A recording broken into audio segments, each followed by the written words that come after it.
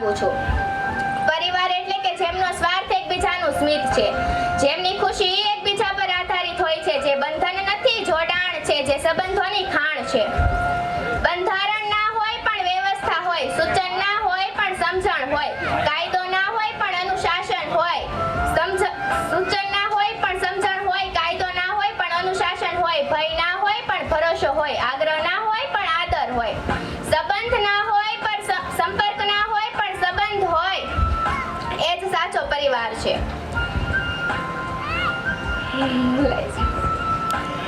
मुस्कुराहट का कोई मोल नहीं होता, कुछ रिश्ते का कोई तोल नहीं होता। मुस्कुराहट का कोई मोल नहीं होता, कुछ रिश्ते का कोई तोल नहीं होता, कोई अनमोल नहीं होता।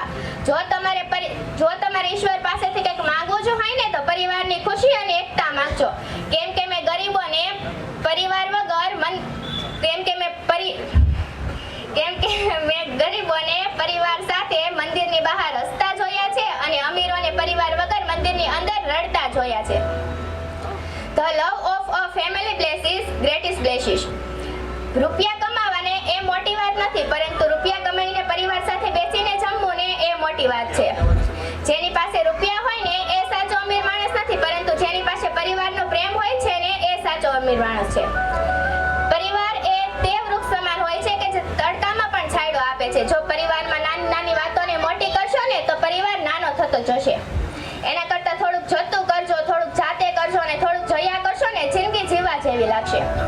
કોઈના ગયા પછી મિસ્યું કહો ને એના કરતાં કોઈ સાથે હોય ત્યારે વિથ્યું કહો ને એ વધારે સારું લાગે। એમ જ ઘર અને મકાનમાં પણ ઘણો ફેર છે। જેની પાસે બંગલો હોય, ગાડી હોય, પૈસા હોય, પણ પરિવારની અંદર રહેતા વ્યક્તિઓ વચ્ચે પ્રેમ ભાવ ના હોય ને ત્યારે તે ઘરમાંથી મકાન બની જાય છે। પરંતુ ભલે કોઈ વ્યક્તિ પાસે જાહો જહાલી ન હોય, એક જ છતની નીચે રહેતા હોય, પરંતુ તે પરિવારની અંદર રહેતા વ્યક્તિઓ વચ્ચે પ્રેમ ભાવ હોય ને ત્યારે તે મકાનમાંથી ઘર બની જાય છે। એટલે મકાન બનાવવું કે ઘર તે આપણા હાથમાં હોય છે। સમય, દોસ્ત અને પરિવાર એવી વસ્તુ છે ને કે જે આપણને મફતમાં મળે છે। હા, ખરેખર મફતમાં જ મળે છે, પરંતુ તેની કિંમત આપણને ત્યારે ખબર પડે છે કે જ્યારે તે ક્યાંક ખોવાઈ જાય છે। પરિવાર એ આચાર, વ્યવહાર અને સહકારનો ત્રિવેણી સંગમ છે। માત્ર ઘર બંધાઈ જવાથી કે મકાન બંધાઈ જવાથી છે ને ગૃહસ્થ નથી બની જવાતું, અને સંતાનો જન્મી જવાથી માતા કે પિતા નથી બની જવાતું। હમણાં કીધું એમ જ કે પરિવાર એ આચાર, વ્યવહાર અને સહકારનો ત્રિવેણી સંગમ છે।